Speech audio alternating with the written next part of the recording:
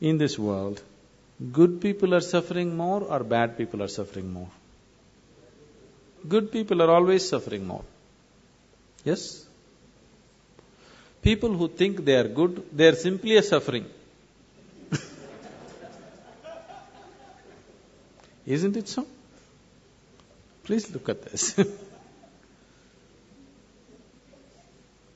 Now, first of all, how did you become good?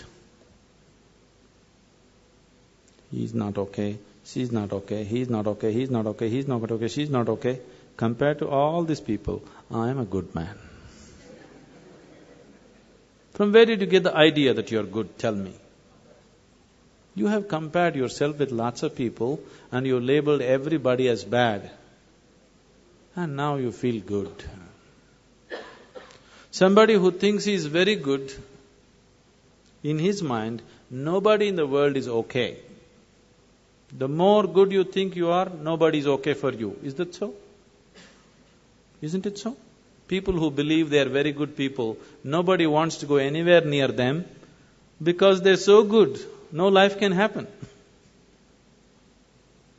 Your goodness is only in comparison with something else, isn't it? Yes? And you establishing yourself as good and making all these people are totally wretched people, then I am a really good man, isn't it? Isn't it so? Good people won't get anywhere, either in this world or in the other world. Can you take a joke? Do you have good digestion?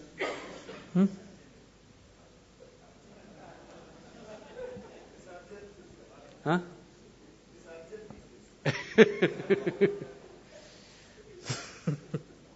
I'm not talking about that digestion. One day, in his previous life, Shankaran Pillai was a good man. After a brief illness, he died. Being a good man, he naturally went to heaven. He landed up at heaven, there at the reception committee of angels, opened his account book. Page after page, good deed, good deed, good deed, good deed, good deed. Cover to cover, only good deed. Then the angels were in confusion. Then they came to Shankaran Pillai and said, Mr. Pillai, there's a little problem here. He asked, what is the problem? The angels said, see here we have various kinds of accommodation in heaven, various levels of accommodation. One bad deed means highest heaven, sea front view. 2 bad deeds, next level of accommodation. 3 bad deeds, next level of accommodation, like this. But no bad deed, we don't have such a place. We really don't know what to do with you. You are the first man to come like this. Shankaran Pillai thought, what nonsense.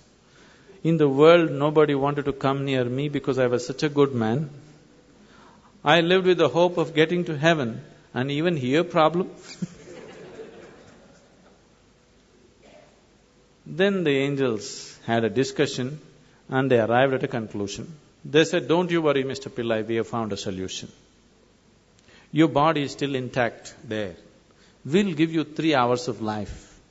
Just commit 1 bad deed. We'll put you in the highest heaven. Nothing is lost. Lo, Shankaran Pillai became alive here. Then he sat there thinking how to commit a bad deed. An hour and a half passed away.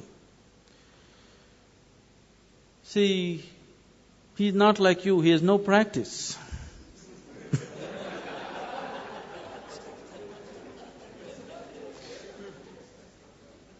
After an hour and a half, he remembered, in the neighborhood, there is a woman who is well beyond her prime, who's been casting inviting glances at him. He being a good man, he never looked that way. Now he thought, okay, adultery is a bad deed. Because after all, he's going to do whatever he is going to do just to go to heaven. So he went looking for the woman. He went and knocked on her door. She came and opened the door. When she opened the door, Shankaran Pillai said, "I want you." "Why, Mr. Pillai, just yesterday evening they told me you're on your deathbed. What is this?" He said, "It doesn't matter, I want you." He went in, nature took over, things happened between them. He doesn't want to die in her house. Time is running out, so he told her, "I need to go." And he came to the door. The woman came to see him off, and she said, "Mr. Pillai, do you know what a good deed you have done for me today?"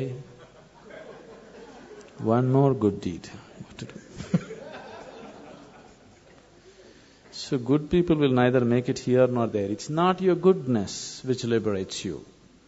Your goodness is only in comparison with somebody else.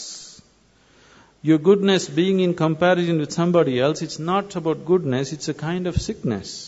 It's just like, right now, people are going about like this. They are happy. They don't know what joy is.